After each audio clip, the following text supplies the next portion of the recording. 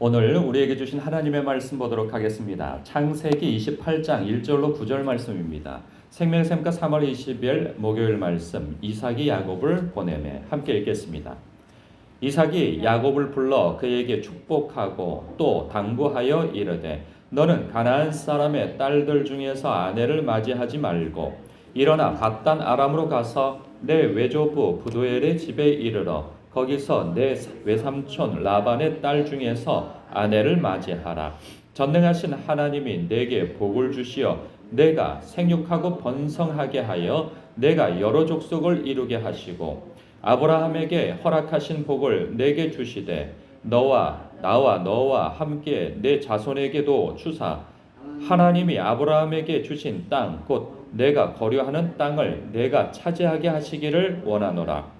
이에 이삭이 야곱을 보내매 그가 밧단 아람으로 가서 라반에게 이르렀으니 라반은 아람 사람 부두엘의 아들이요 야곱과 에서의 어머니 리브가의 오라비더라.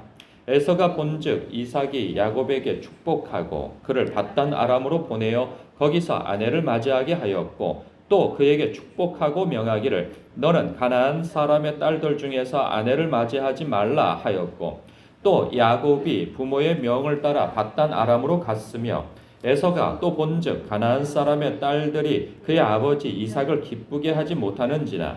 이에 에서가 이스마엘에게 가서 그 본처들 외에 아브라함의 아들 이스마엘의 딸이요 느바요의 누이인 마할랏을 아내로 맞이하였더라. 아멘. 우리가 창세기를 묵상하고 있는데요. 창세기 속 하나님을 보노라면 하나님께서는 당신의 택한 백성에게 복 주시기를 원하시는 하나님이심을 우리는 발견하게 되어져요.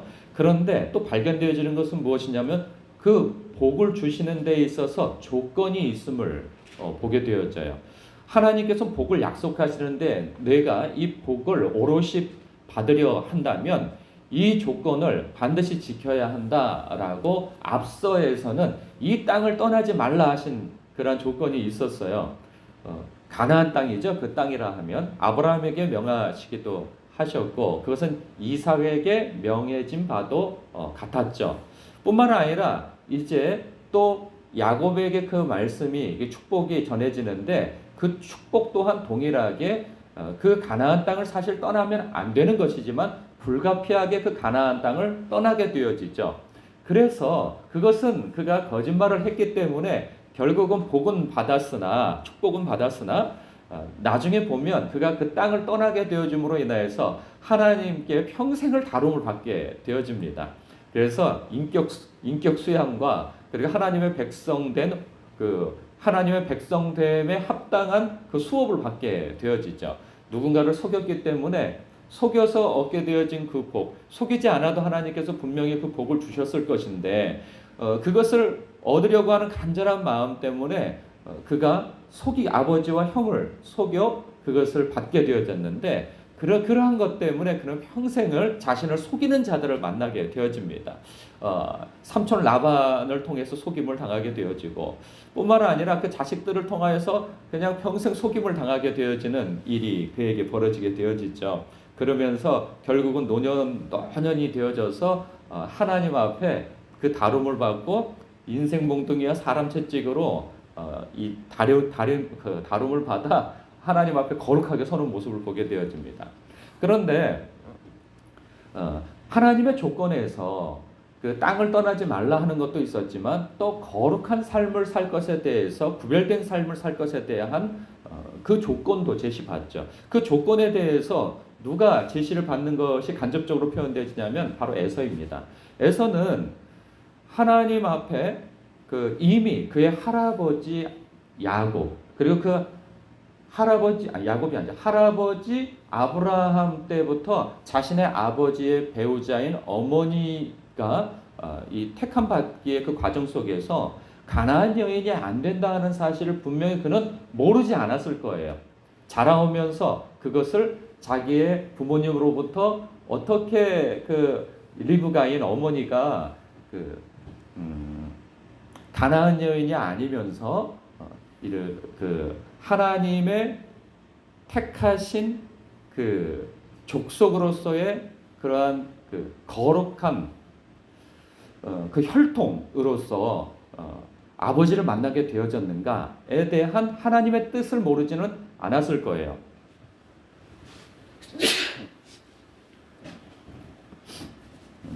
근데 그럼에도 불구하고 그것을 그렇게 대수롭지 않게 생각했던 것이죠.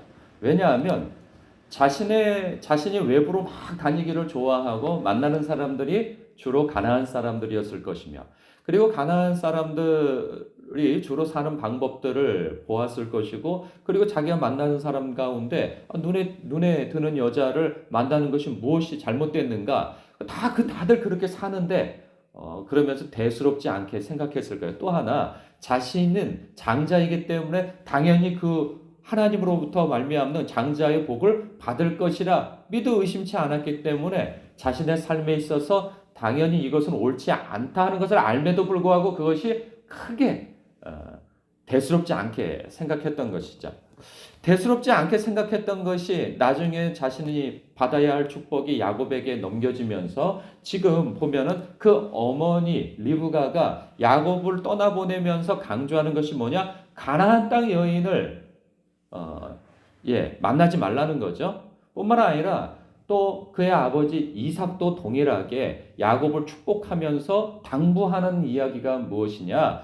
가나안 여인을 만나지 말라는 거예요. 그래서 너는 외가댁으로 가게 되어지는데 그 집 사람을 만나야 된다라고 당부할 때, 어머니도 그렇고 아버지도 그렇고 이 부분을 참으로 크게 생각하고 계시는구나. 아이고 내가 그걸 몰랐네 하고 부랴부랴 그 뒷수습을 하려고 하나 그 뒷수습도 옳지 않은 방법인 것이죠.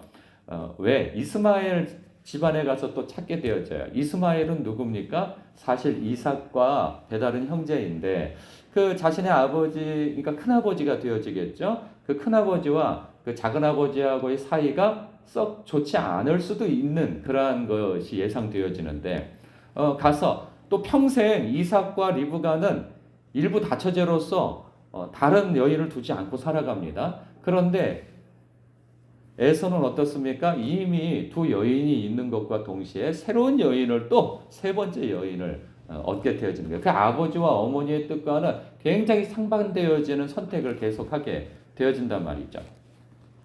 그런 부분에 있어서 우리가 돌아볼 것은 무엇이냐? 아이고, 그 믿지 않는 사람과 결혼하면 안 돼. 그런 사람과 만나면 안 돼. 물론 이렇게 이 부분을 해석할 수도 있겠으나 이런 거죠. 우리가 그리스도인으로서 살아가면서 주님의 뜻에 합하지 않는 거룩함과 거리가 먼 것에 대하여서 마땅히 그리스도인으로서 행하지 말아야 할 것, 먹지 말아야 할 것, 그리고 가지 말아야 할 것, 보지 말아야 할 것, 이런 것들이 있어요. 그러니까 사람마다 그러한 것들을 어떤 사람들은 이것은 잘 지키나 저것은 잘 안 지키는 것이 있어요. 예를 들면은 뭐 다른 부분에 있어서는 다 잘해요. 그러나 그 사람은 혈기를 잘 내. 그러면 이것 또한 하나님의 성품에 합하지 않는 것이죠. 또 그런가 하면 혈기는 잘 내질 않아. 그러나 사람을 만나기만 하면은 자꾸 누구를 판단하고 정죄하고 뒷담화하고 이런 것들이 있어요. 그래서 자꾸만 그 어떤 관계를 분열시키고 이러한 습성이 있다 하면 다른 것은 잘한단 말이죠. 뭐 예배도 잘 드리고 성경도 잘 읽고 기도도 잘하고 뭐 다른 것에 있어서는 특별히 흠잡을 게 없어요. 그런데 그 사람이 입만 벌렸다 하면 이 갈등을 일으키고 문제를 일으킨다? 그러면 이것도 지금 거룩한 것에서 거리가 먼 것이죠. 그런가 하면 또 다른 것도 다 잘해요. 그러나 먹지 말아야 할 것을 늘 입에 대고 사는 사람이 있단 말이죠. 아유, 남들도 다 그렇게 사는데 뭐 하면서 그러한 것들을 늘 먹고 사는 그러한 경우가 있단 말이죠. 그리고 다른 것들은 또 다 잘해. 그런데 이 거짓말을 잘하는 경우도 있는 거예요.